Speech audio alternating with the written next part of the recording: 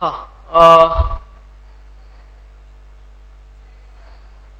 so on the basis of these experiments and these observations and results, in observations के basis पे फिर Newton ने अपना first law of motion दिया। ठीक है, first law of motion state किया। Newton's first law of motion states that until and unless an unbalanced force acts on a body, the body does not change its state of motion. Until and unless an unbalanced force acts on a body, the body does not change its state of motion. अब हम finally first law का statement दे रहे हैं।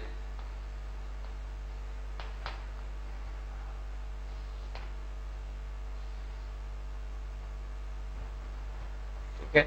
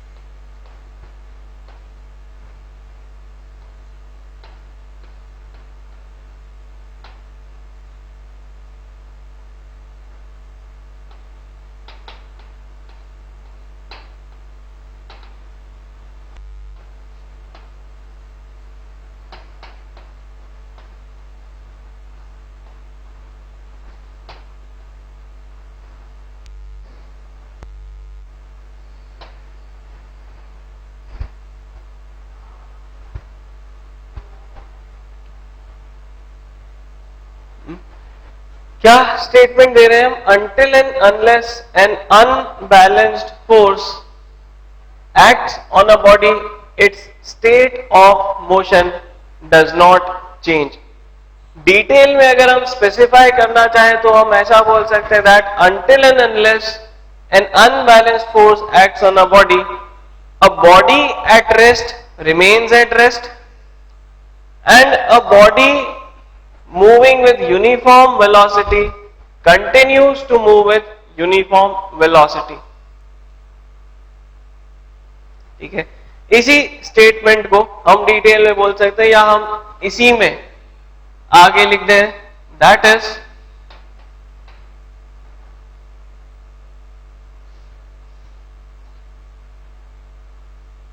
a body at rest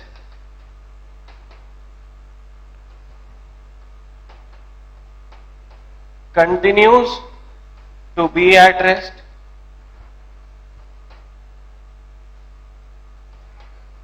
and a body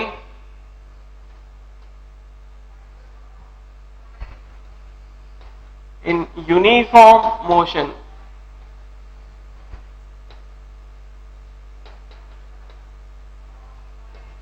continues to be in uniform motion.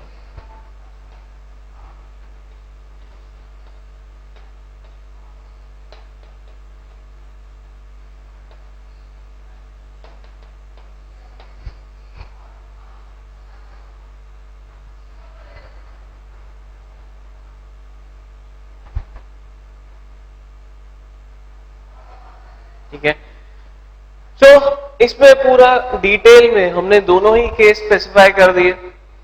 Until and unless an unbalanced force acts on a body, its state of motion does not change. That is, a body at rest continues to be at rest and a body in uniform motion continues to be in uniform motion. ठीक है, मतलब अगर किसी body को rest से motion में लाना है तो फोर्स लगाना पड़ेगा, यूनिफॉर्म मोशन से रेस्ट में लाना है फोर्स लगाना पड़ेगा, यूनिफॉर्म मोशन से नॉन यूनिफॉर्म मोशन में लाना है फोर्स लगाना पड़ेगा। रेस्ट से नॉन यूनिफॉर्म मोशन में लाना है, फोर्स लगाना पड़ेगा। एनी केस, किसी भी केस में अगर हम स्टेट ऑफ मोशन चेंज करना चाहेंगे तो हमें फोर्स लगाना ही पड़ेगा। Without an unbalanced force the body will continue to be in the same state of motion, its state of motion will not change. ठीक है, जो बॉडी है उसका स्टेट ऑफ मोशन चेंज नहीं होगा। फाइन। नाउ इस लॉ के applications क्या है, इस लॉ को हम कैसे अलग अलग जगह पर अप्लाई करते हैं, इस लॉ के बेसिस पर हम क्या चीजें एक्सप्लेन कर सकते हैं, क्या क्या फिनोमेना एक्सप्लेन कर सकते हैं, वो अब हम देखते हैं। ठीक है, now what this law is telling us is that a body at rest will have a tendency to remain at rest until and unless it is acted upon by an unbalanced force। कोई body rest पर अगर रखी है तो जब तक उस पर कोई अनबैलेंस्ड फोर्स नहीं लगता, उसकी टेंडेंसी यही होगी कि वो रेस्ट पर बने रहे। ठीक है, now this property of any object, इस प्रॉपर्टी को हम बोलते हैं inertia.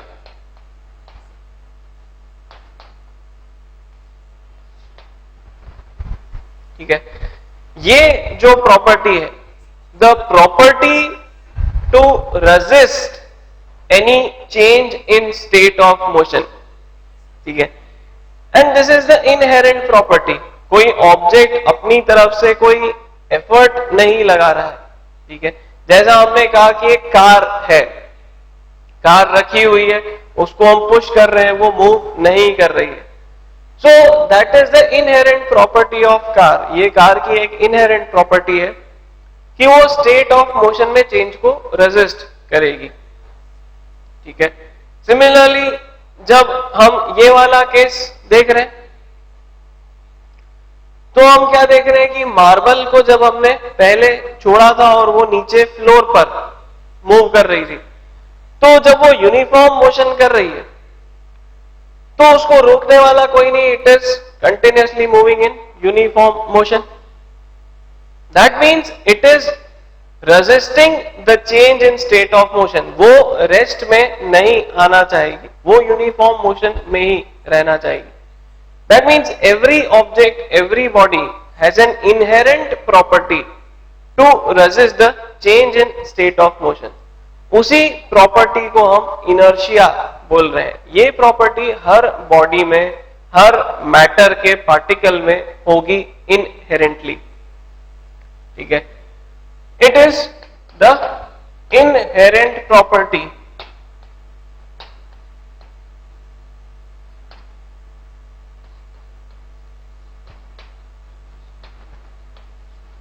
Of any body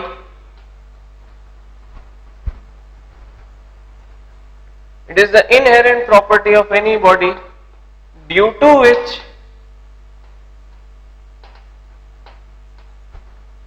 the body resists any change in its state of motion।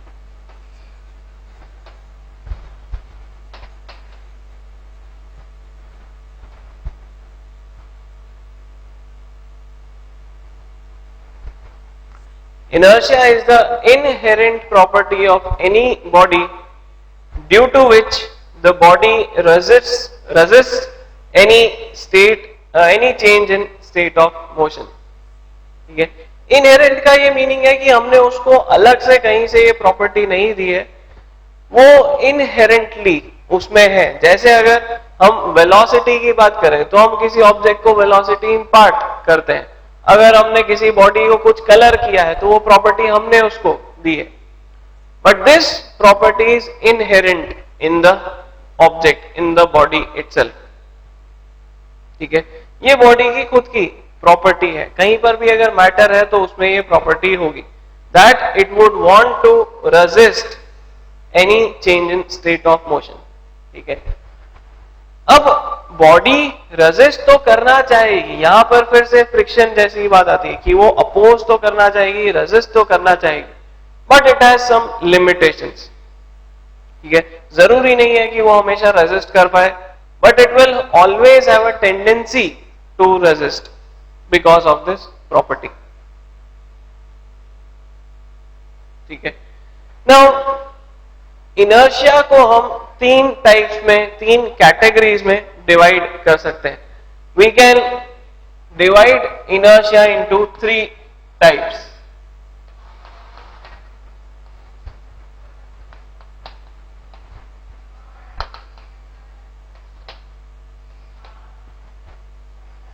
Types of inertia हम तीन तरह के बता सकते हैं. Inertia of rest,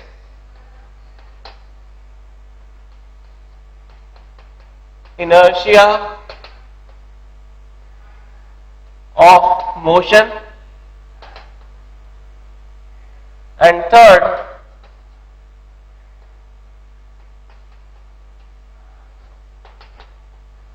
inertia of direction.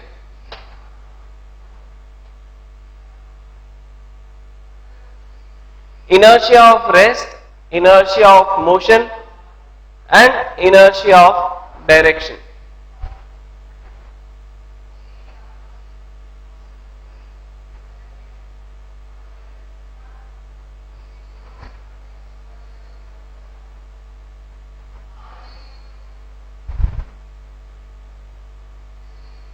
ठीक है, नाउ ये तीनों अगेन जो हमने कहा स्टेट ऑफ मोशन उसी से रिलेटेड है कि एक स्टेट ऑफ मोशन में चेंज तो ये हो सकता है कि वो रेस्ट से मोशन में आ रहा हो, एक ये हो सकता है कि वो मोशन में है और फिर रेस्ट में आ रहा हो, तीसरा ये हो सकता है कि वो मूव तो सेम स्पीड से ही करता रहे लेकिन उसकी डायरेक्शन चेंज हो जाए.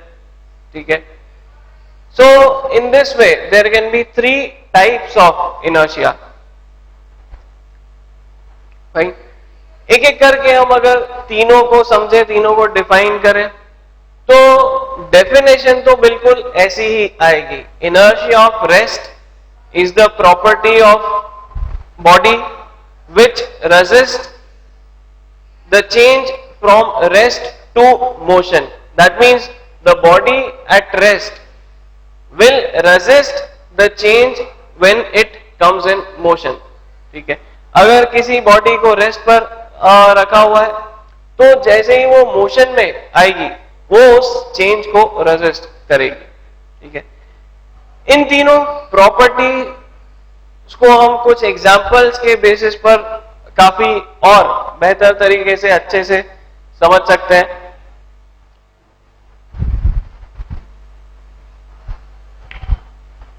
सपोज हम एक सेटअप लेते हैं, हम एक एग्जांपल लेते हैं कि हमने एक ग्लास लिया, हमने ग्लास टम्बलर लिया.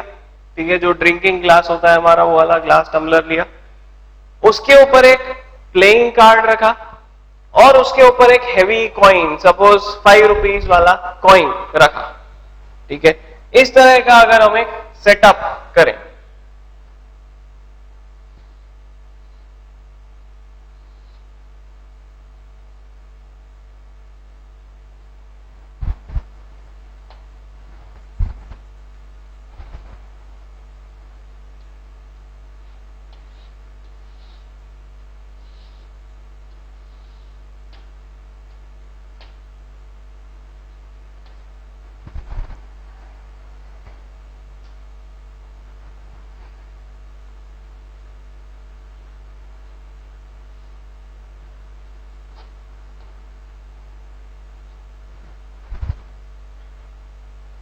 ठीक है, हमने इस तरह का एक सेटअप किया. Suppose there is a glass tumbler, glass container,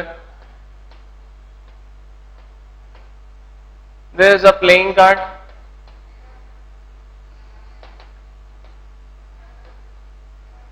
there is a heavy coin.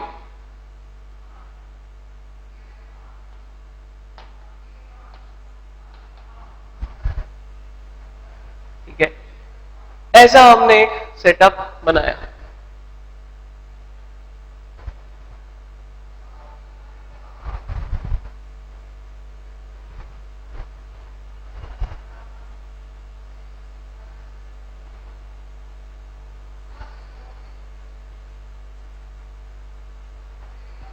ठीक है, now what we do is, हम ये सेटअप करने के बाद क्या करते हैं, जो प्लेइंग कार्ड है हम उसको फ्लिक कर देते हैं। फ्लिक करना मतलब हम जैसे कैरम में एक स्ट्राइकर को मारते हैं उस तरह से हम इस प्लेइंग कार्ड को यहां से ऐसे फ्लिक कर दें। ठीक है, तो हम क्या देखते हैं कि वो जो कॉइन उस प्लेइंग कार्ड के ऊपर रखा हुआ था, वो कॉइन प्लेइंग कार्ड के साथ साथ आगे नहीं जाता। वो कॉइन जैसे ही प्लेइंग कार्ड ग्लास टम्बलर से हट जाता है, आगे चला जाता है, वो कॉइन नीचे गिर जाता है। ठीक है, मतलब जो फ्लिक करने के बाद की कंडीशन होगी,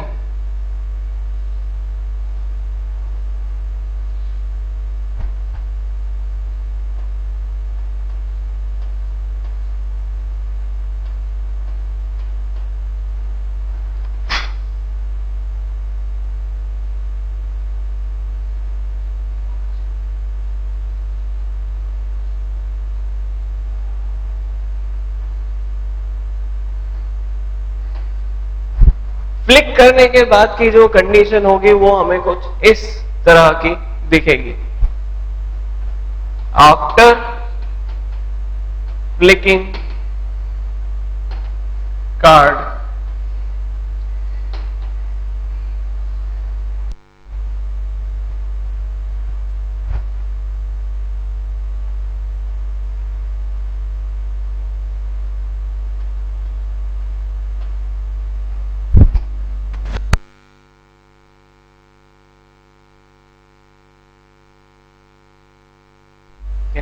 after flicking card we see that the card will move in the horizontal direction। जिस भी डायरेक्शन में हमने कार्ड को फ्लिक किया है, कार्ड तो उसी डायरेक्शन में आगे जाएगा, बट कॉइन उसके साथ ऊपर बैठ के आगे नहीं जाएगा, कॉइन वहीं पर नीचे गिर जाएगा।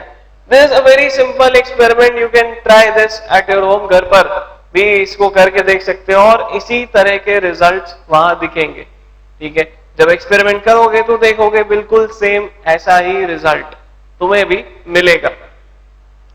नाउ व्हाट हैपेंड, यहां पर इस एक्सपेरिमेंट में हुआ क्या और हम इस एक्सपेरिमेंट को यहां क्यों इंक्लूड कर रहे हैं वो देखते हैं और समझते हैं। जैसे ही हमने कार्ड को फ्लिक किया तो हमने कार्ड पर कुछ फोर्स लगाया, हमने एक हिटिंग एक्शन किया।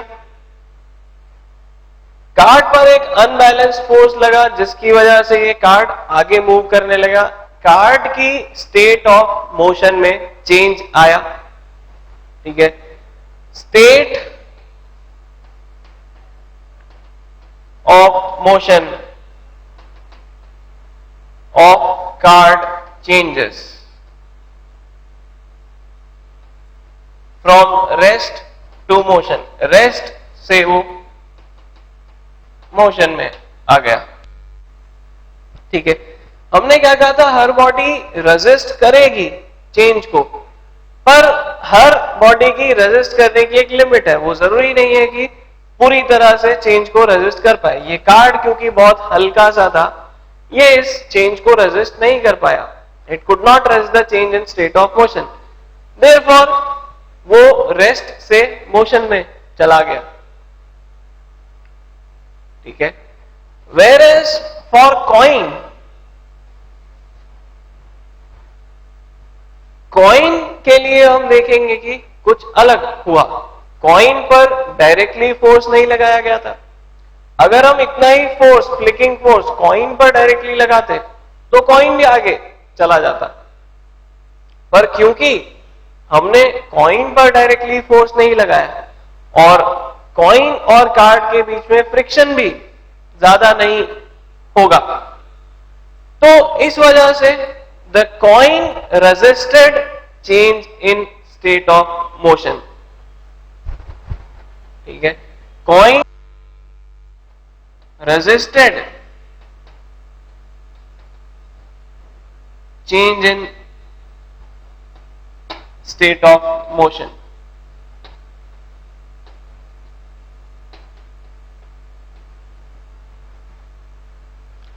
कॉइन जो है वो रेस्ट में था, रेस्ट पर ही रहना चाहेगा, लेकिन जैसे ही कार्ड हट गया तो उसके पास नीचे जिस चीज पर वो रेस्ट कर रहा था वो तो बचा नहीं, इसलिए वो कॉइन नीचे गिर गया। ठीक है, कॉइन क्योंकि रेस्ट पे ही रहना चाहता था, लेकिन रेस्ट पे रहने के लिए उसको नीचे सपोर्ट चाहिए, सपोर्ट तो अब हट गया, कॉइन नीचे गिर जाएगा इस वजह से। ठीक है, so because the coin was heavy, coin क्योंकि हैवी था इसलिए कॉइन ने ज्यादा रेजिस्ट किया change in state of motion को, और कॉइन ऐसा कि ऐसा नीचे गिर गया। This is an example of inertia of rest.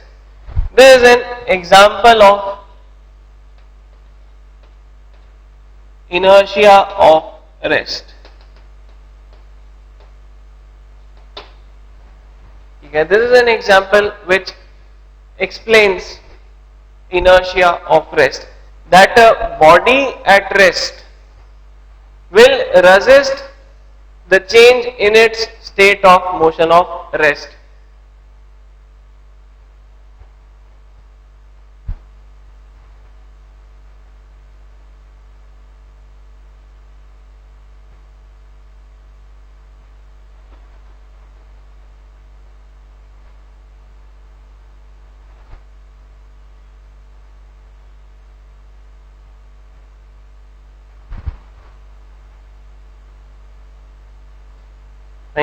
So inertia of rest भी इसी तरह से, जैसे हमने इनर्शिया डिफाइन किया उसी तरह से हम इनर्शिया ऑफ रेस्ट भी डिफाइन कर सकते हैं, that it is the inherent property of any body due to which the body resist any change in state of rest. ठीक है, due to which body resist change in its state of rest. अगर वो rest पर है तो वो rest से change होने में, स्टेट ऑफ मोशन के रेस्ट से चेंज होने में रेजिस्टेंस कुछ प्रोवाइड करेगी।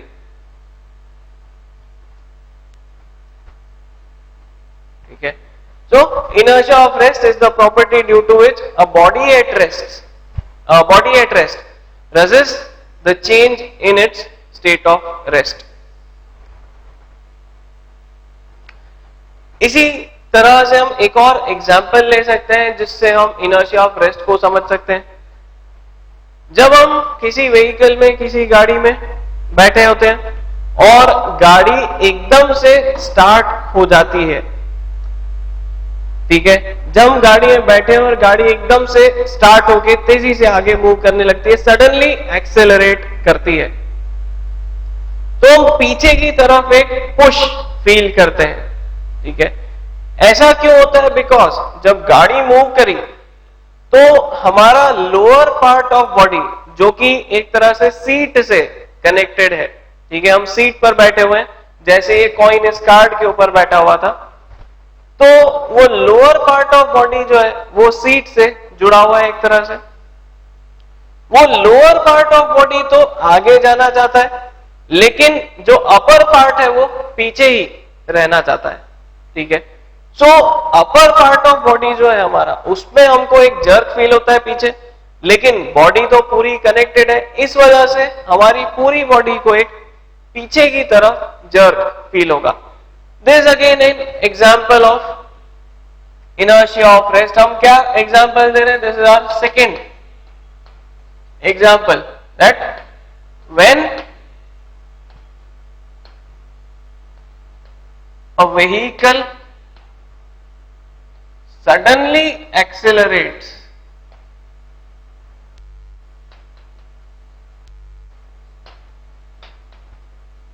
we feel a push, a jerk in backward direction.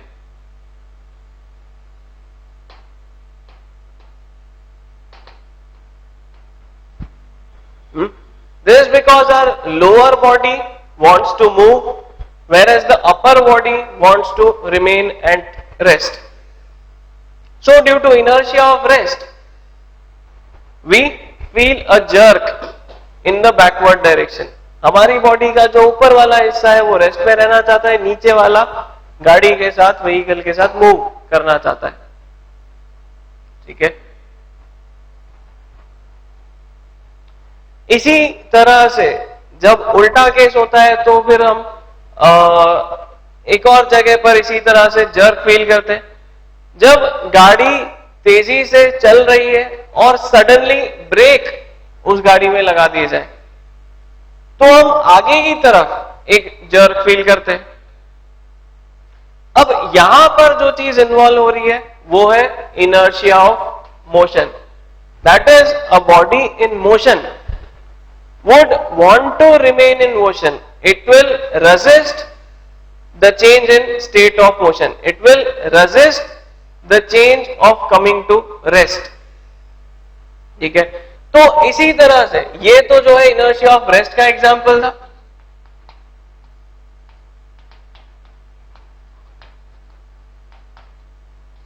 इसी तरह से हम inertia of motion का भी एग्जाम्पल दे सकते हैं.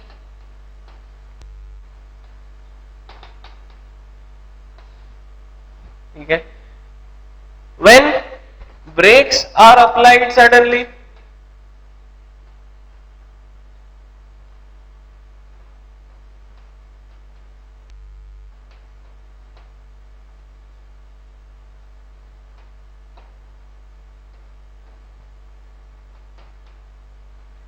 in a moving vehicle,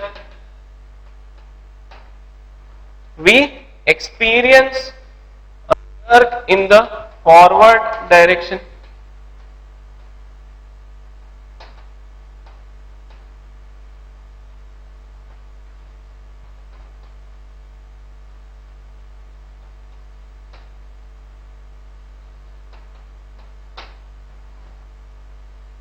ठीक है. This is the example for inertia of motion. ठीक है. इनर्शिया ऑफ मोशन को भी हम इसी तरह से डिफाइन कर रहे हैं that when it is the inherent property of any body due to which a body in uniform motion resist the change in uniform motion. That means it will resist coming to rest. A body in uniform motion resist coming to rest.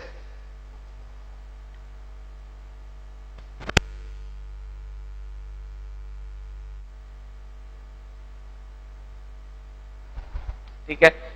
Then last जो है हमारा inertia of direction, इसको भी हम इसी तरह के example से समझ सकते हैं. जब हम गाड़ी में जा रहे हैं और सडनली एक शार्प लेफ्ट टर्न अगर हम लेंगे, अगर गाड़ी में सडनली एक शार्प लेफ्ट टर्न लिया जाए तो हम राइट वाली साइड पर एक जर्क फील करेंगे. हमें ऐसा लगेगा कि हमें राइट साइड पर एक जर्क लग रहा है. ठीक है. सो अगेन जो फिनोमेना हो रहा है वो सेम इसी तरह का हो रहा है जैसा हमने पहले दो केस में बताया. जैसे ही गाड़ी ने टर्न लिया तो जो लोअर पार्ट ऑफ बॉडी है वो तो गाड़ी के साथ साथ इधर जाना चाहता है. जो राइट जो अपर पार्ट है वो सीधे सीधे आगे ही ट्रैवल करना चाहता है. सो इस वजह से due to inertia of direction जो हमारी अपर पार्ट ऑफ बॉडी है उसको राइट साइड में ऑपोजिट डायरेक्शन में एक जर्क फील होगा. ठीक है. सो जैसे हमने ये मोशन और रेस्ट के इनर्शिया के एग्जांपल बताए उसी तरह से यहां पर इनर्शिया ऑफ डायरेक्शन के लिए भी हम ये एग्जांपल दे सकते हैं. When a moving vehicle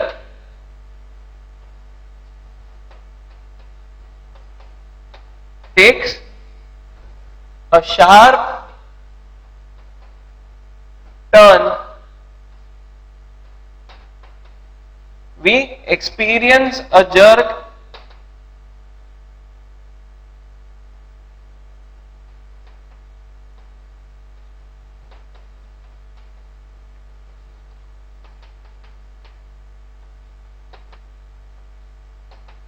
we experience a jerk in opposite direction of turning.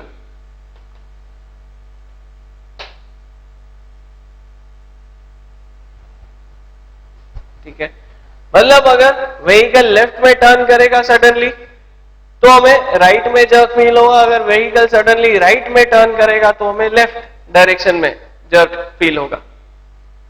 ठीक है, so this is what first law of motion is